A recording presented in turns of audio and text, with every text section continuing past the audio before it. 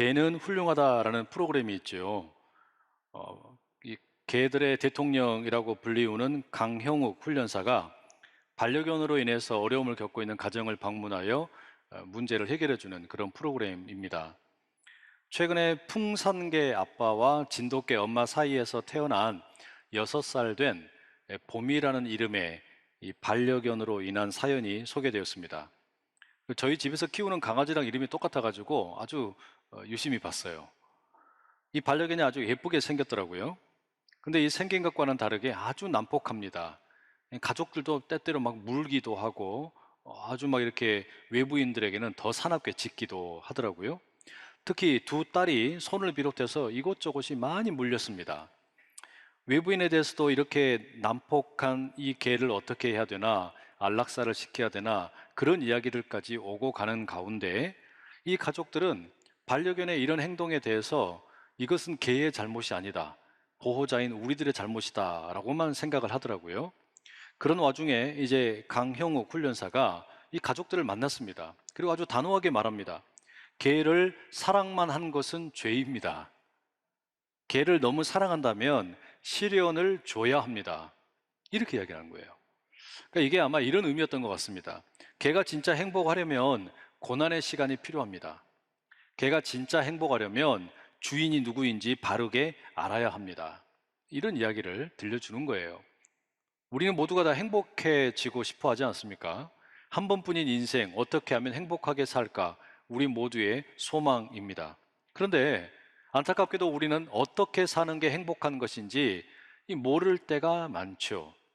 각자가 행복이라고 하는 파랑새를 찾아서 헤매고 다니지만 그 파랑새를 온전히 누리지를 못합니다. 어떻게 사는 게 행복하는 겁니까? 이 성경이 말하는 행복은 사실 단순합니다. 인간은 하나님이 인생의 주인인 것을 인정하고 그 하나님께 순종할 때에 비로소 행복할 수 있다.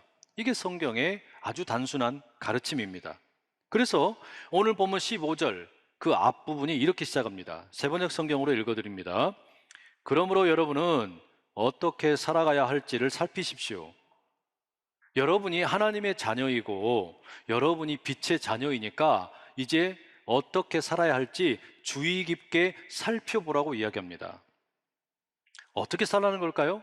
앞서 말씀드린 것처럼 간단합니다. 하나님께서 내 인생의 주인이신 것을 인정하고 그 하나님에게 순종하고 복종하는 삶을 살라는 겁니다. 이와 관련된 이야기 역시 우리가 에베소서를 읽어가면서 아주 다양하게 살펴보았습니다. 지난주에는 5장 1절에서 14절 말씀을 보면서 빛의 자녀의 삶이라고 하는 것은 착함과 의로움과 진실함으로 사는 것이고, 나아가 이웃을 위해서 부활의 흔적으로 자신의 몸에 새기는 것, 이게 우리가 빛의 자녀의 삶이다라고 살펴보았죠. 오늘 본문 역시 같은 맥락입니다. 우리가 하나님의 자녀이고 빛의 자녀이고 또 천국의 백성이라면, 그 새로운 정체성을 깨달았다면 거기에 어울리게 살아야 한다라고 말합니다. 다만 오늘은 제가 이 말씀을 천국과 지옥이라는 것에 함께 대비시켜서 좀 말씀을 드리려고 해요. 여러분은 천국이나 지옥을 생각하면 어떤 그림이 떠오르세요? 많은 분들이 천국이나 지옥을 이제 죽은 다음에 가게 될 장소로 생각들을 하시죠. 천국 그러면 막 황금 궁전에다가 아주 화려한 다이아몬드도 박혀 있고 아주 멋진 이 보석들로 장식된 그런 화려한 곳으로 생각을 합니다. 반면에 지옥은 유황불이 막 시뻘겋게 타오르는 무시무시한 이런 곳으로 우리가 이미지를 갖고 있죠. 결국 지옥과 천국의 구분은 어떻게 이루어지느냐? 핵심은요, 예수님과 함께 있느냐 없느냐로 갈라집니다. 예수님을 믿느냐 믿지 않느냐, 이게 핵심이에요. 그래서 예수님을 믿고 예수님과 함께하는 사람은 천국으로 가게 되고, 예수님을 믿지 않고 예수님과 함께하지 않는 사람은 지옥으로 가게 된다라는 겁니다. 단순하죠? 근데 이걸 우리가 오늘날의 의미에서 조금 더 폭넓게 받아들여 보면 이런 겁니다. 예수님께서 함께 하시는 곳, 예수님께서 함께 하시는 시간, 그 시간과 공간은 곧 천국이라면, 예수님께서 함께 하시지 않는 시간, 함께 하지 않는 공간, 그것은 곧 지옥이다라고 말할 수 있어요. 그러니까 꼭 죽은 뒤에만 천국과 지옥이 있는 게 아니라 어떤 의미에서는 지금 우리가 살고 있는 이 현실에서도 천국을 맛보는 사람이 있고 지옥을 맛보는 사람도 얼마든지 있다는 이야기입니다. 자, 오늘 본문에서도 사도 바울이 이와 비슷한 이야기를 합니다. 이 성도들이 하나님의 백성이 되고 하나님의 자녀가 되고 빛의 자녀가 되고 천국의 백성에 대해서 살아가야 되는데, 그들에게 천국의 삶이란 어떤 것인지 지옥의 삶이란 어떤 것인지에 대해서 대조시켜 보여준다는 이야기예요. 천국 백성의 특징과 지옥에 속한 자들의 특징이 어떻게 달라지는지 이걸 대조시키는 겁니다. 세 가지로 이야기하는데요. 첫 번째는 천국과 지옥의 대조점은 지혜 있음과 지혜 없음이라고 말합니다. 우리 15절과 16절의 말씀 함께 같이 읽어보시죠. 함께 읽습니다. 시작. 그런즉 너희가 어떻게 행할지를 자세히 주의하여 지혜 없는 자 같이 하지 말고 오직 지혜 있는 자 같이 하여 세월을 아끼라. 때가 악하니라.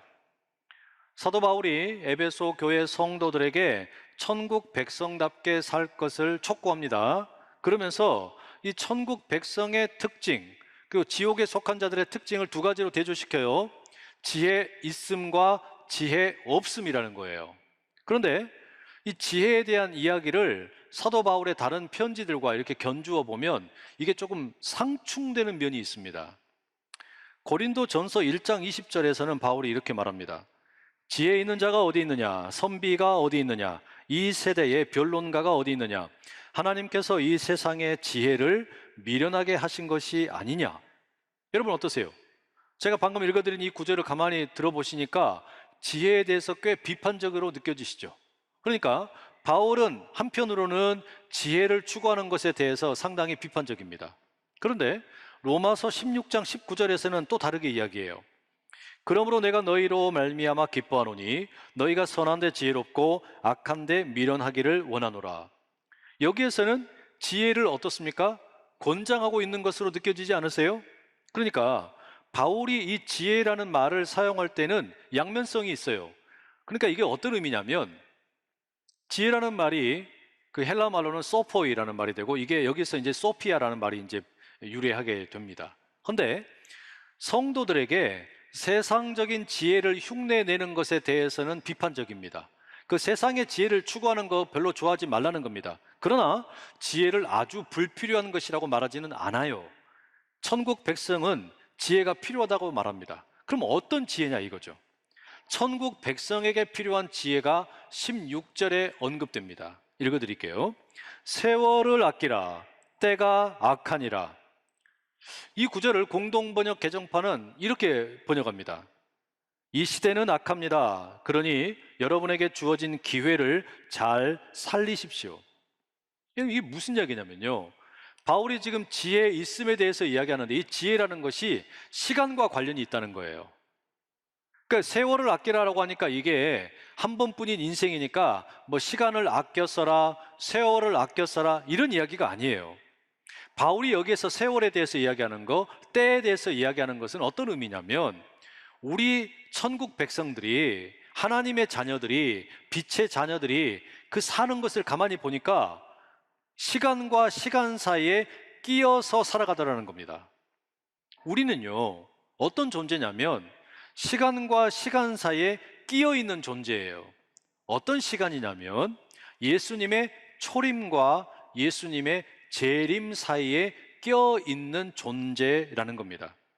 그래서 우리는 예수님의 초림을 통해서 하나님의 자녀가 되고 빛의 자녀가 되고 천국 백성이 되었어요. 그러나 아직 이 신분이 완전히 완성된 것은 아닙니다. 이 구원이 완성된 것은 아니에요. 예수님이 재림하실 때 이 구원이 온전히 완성이 되는 겁니다. 그래서 이 시간과 시간 사이에 껴있는 자신의 위치를 망각하지 말고 지혜롭게 살라는 이야기예요. 이게 어떤 지혜이겠습니까? 이처럼 예수님의 초림과 재림 사이에 껴서 살아가는 우리에게 요구되는 지혜라는 것은 쉽게 말하면 이런 겁니다. 어떤 사람들은요, 교회를 다니는데, 예수님을 믿는데, 예수님의 초림을 통해서 구원을 경험했는데 살면서 전혀 구원받지 못한 사람처럼 살아요. 그러니까 조금도 내가 구원받은 백성이다, 하나님의 백성이다, 또는 빛의 자녀다, 이와 같은 정체성이 없이 세상 사람들과 똑같이 산다는 이야기예요. 이게 뭐라는 겁니까? 이건 지혜롭지 못하다는 이야기예요. 또 어떤 사람들은요, 자신이 예수님을 믿었기 때문에 이제 나는 완벽하게 구원받았다, 나는 완전히 구원의 확신이 있다, 나는 이제는 더 이상 아무것도 필요 없다, 이렇게 그냥 자기 구원에 대해서 너무나 그냥 확신을 가지고서 이리저리 설치고 다니는 사람들이 있습니다. 이게 뭐예요? 이단들이란 말이에요. 그러니까 이단들은 그런 어떤 이 구원에 대해서, 자신의 어떤 그 존재에 대해서 너무 확고하게 가지고 있어요. 그래서 다른 사람들을 막 정죄하는 거 아닙니까? 이거 역시 지혜롭지 못하다는 이야기예요. 그러면 예수님의 초림과 재림 사이에 껴있는 우리에게 요청되는 이 지혜라는 게 뭐냐? 예수님을 통해서, 예수님의 초림을 통해서 내가 하나님의 자녀가 되고 빛의 자녀가 되었다는 이 구원의 확신을 절대로 놓치지도 말고, 하나님의 백성이 되었다는 것 절대로 포기하지도 말고, 그러면서 동시에 이 구원이라는 것이 아직 완성되지 않았기 때문에 두렵고 떨림으로 이 구원을 완성해 가라는 이야기예요.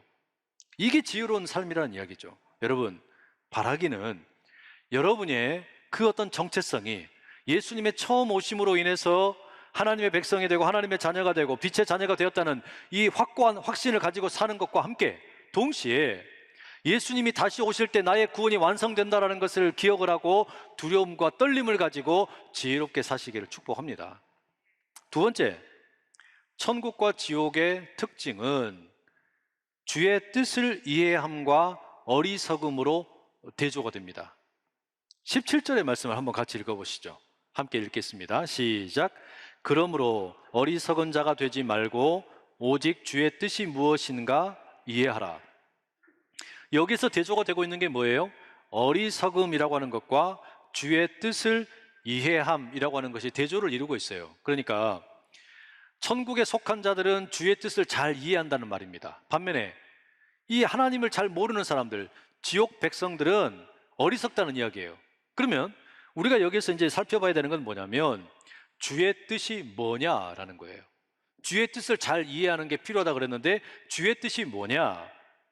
앞서 에베소서에서 보면 1장 9절에 이런 말씀이 있었어요. 그 뜻의 비밀을 우리에게 알리신 것이요. 이 구절에 의하면 주의 뜻이라고 하는 것은 비밀입니다. 주의 뜻이라고 하는 것은 미스테리, 신비예요. 감추어져 있다는 이야기입니다. 그러니까 감추어져 있던 주의 뜻이 우리에게 알려졌대요. 감추어져 있던 주의 신비가 우리에게 개방되었다는 말입니다. 보여지게 되었다는 이야기예요. 그러니까 이 주님의 뜻, 하나님의 뜻이라고 하는 것은 비밀이면서 신비라고 말할 수 있어요. 그리고 바울이 2장 11절에 가면 이 주의 뜻, 이 비밀과 신비에 대해서 보다 자세하게 설명을 해줍니다. 그게 뭐냐? 하나님께서 예수 그리스도의 십자가를 통해서 하나님과 우리 사이에 화목하게 하시고, 그리고 이방인들과 유대인들 사이에도 막힌 담을 허무신 거, 우리가 이미 다 살펴본 내용이죠. 이게 주님의 뜻이라는 거예요. 그러니까 에베소서의 맥락에서 보면 주의 뜻이라고 하는 것은 화평, 평화, 이와 같은 것을 가리키는 겁니다. 자, 그럼 여러분, 오늘 본문에서 천국 백성의 특징이 주의 뜻을 잘 이해하는 것이다 라고 그랬는데, 이것을 달리 이야기하면 에베소서 1장에서 3장을 읽을 때 하나님의 뜻이 평화구나, 하나님의 관심이 화평이구나, 이걸 잘 깨닫는다는 이야기예요. 누가복음 5장 12절에 보면 어떤 나병 환자가 위험을 무릅쓰고 예수님 앞에 달려 나와서 엎드립니다. 그리고 말을 합니다. 주여 원하시면 나를 깨끗하게 하실 수 있나이다. 이 사람이 주여 내가 원하니까 나를 깨끗하게 해주십시오 이렇게 구하질 않아요. 뭐라고 구했다고요? 주여 주님께서 하시고자 하시면 저를 깨끗하게 하실 수 있습니다. 이렇게 구해요. 여러분, 이게 지혜로운 기도입니다. 어떻게 기도한 겁니까?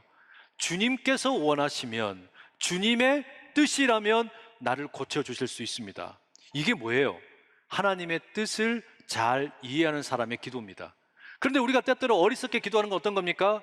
주님, 내가 이렇게 되고 싶습니다. 내가 이렇게 되고 싶습니다. 내가 이걸 원합니다. 그래서 우리는 늘 뭐만 외치냐면 주여 주여라고 기도하면서도 맨날 나여 나여 이러고 있다는 이야기예요.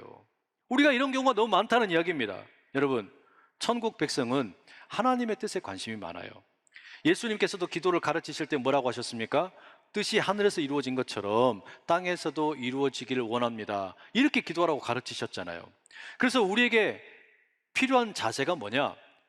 하나님의 자녀에게 필요한 자세, 빛의 자녀에게 필요한 자세, 천국 백성에게 필요한 자세는 성경을 읽으면 하나님께서 행하신 일이 뭔지, 하나님의 관심사가 뭔지 그걸 먼저 발견하는 것이고, 에베소서의 경우에는 그게 평화가 되는 것이고, 또 기도를 한다면 내 뜻이 아니라 하나님의 뜻을 구하는 거예요.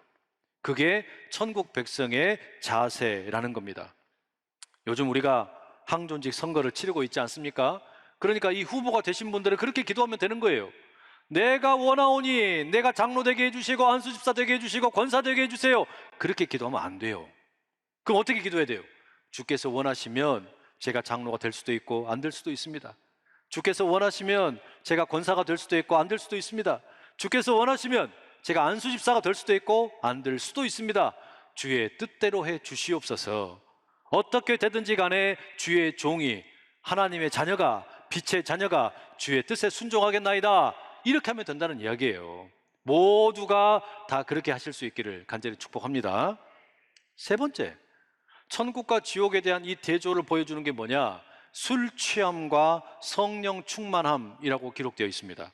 18절 말씀 함께 같이 읽어보시죠. 시작.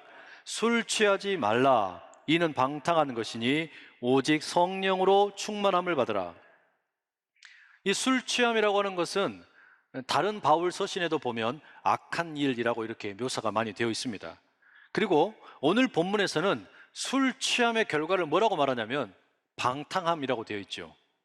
그러니까 술 취함의 결과는 방탕합니다. 근데 이 방탕함이라는 단어와 유사한 표현이 누가복음 15장 13절에 나옵니다. 거기에는 허랑이라는 말이 더 붙어 있어요. 그래서 그냥 방탕이 아니라 허랑방탕이라고 되어 있습니다.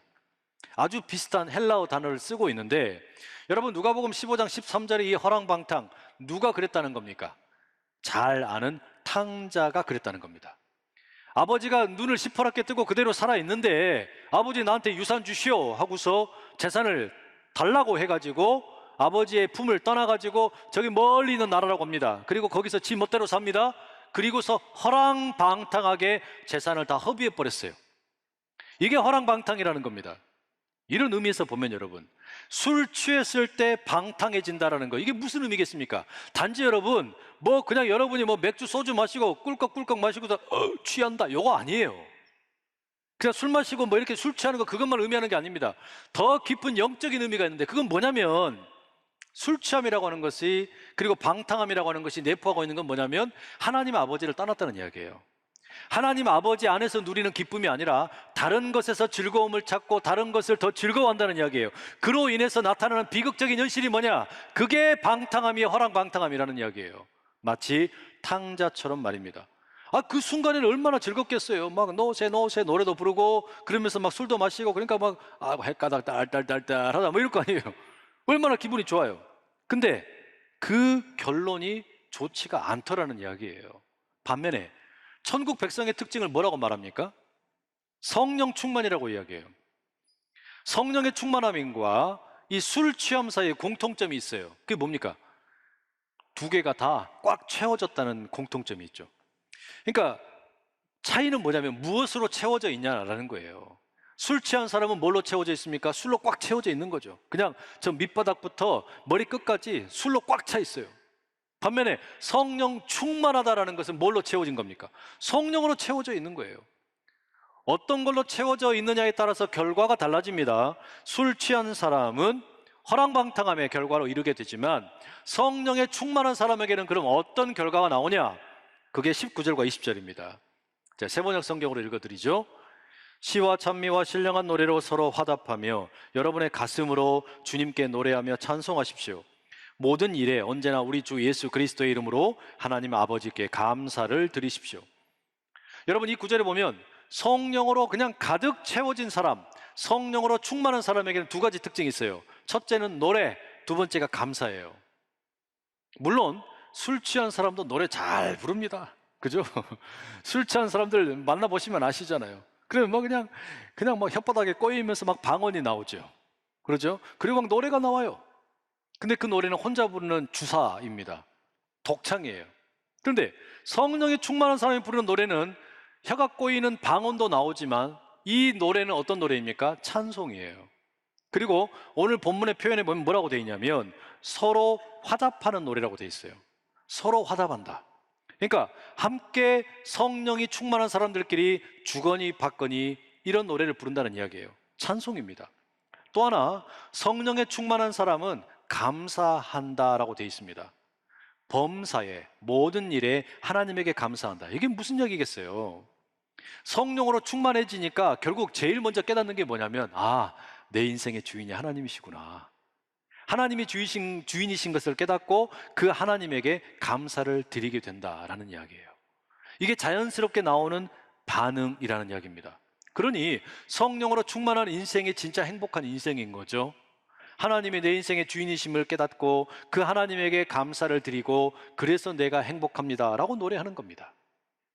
결국 여러분, 성령으로 충만한 인생과 술로 충만한 인생의 판가름이라고 하는 것은 예배로 나타나는 겁니다.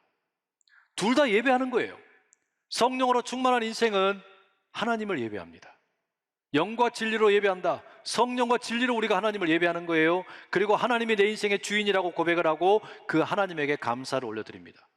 술 취한 인생은 어떤 인생입니까? 자기 자신을 예배하는 거예요. 자기 자신의 배를 예배하는 겁니다. 자신의 욕망을 숭배하는 겁니다. 그래서 어떻습니까? 거기서 원망과 불평이 나오고 무질서와 이 어지러움만 가득할 뿐인 거예요.